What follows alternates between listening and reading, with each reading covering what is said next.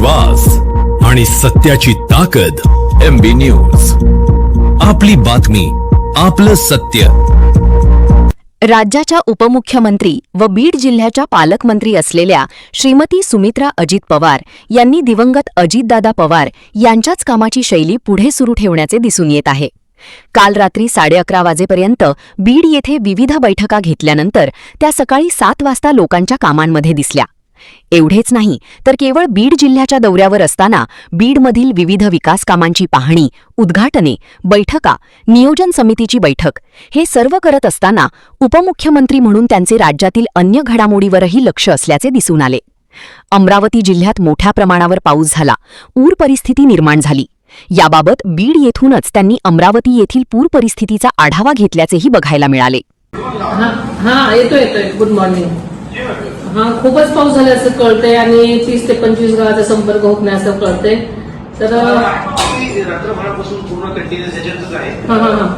एकाच गावाचा फक्त संपर्क तुटलेला. बरं. खंडेश्वर तिथे अभिषेक नसून केलं. आणि तिथे किती लोकसंख्या आहे? केवढं गाव आहे ते?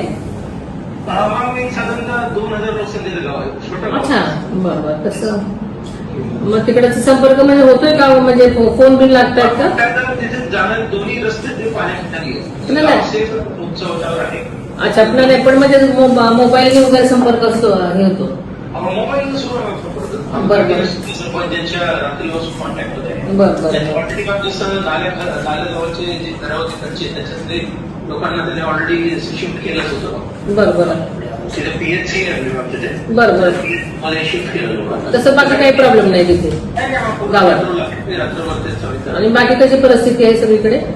बाकी सगळी व्यवस्थित आहे. जे फक्त 2च तालुके म्हणजे नांदगाव, खंडेश्वर आणि थोडासा चांदूर रेल्वे, 2च तालुक्यांमध्ये जास्त अतिवृष्टी झाली. बाकी 12 तालुक्यांमध्ये काही विशेष असं रिपोर्ट नाही. बरं. काळजी घ्या सगळ्यांची, नागरिकांची गैरसोय होणार नाही याची काळजी घ्या आपण सगळं.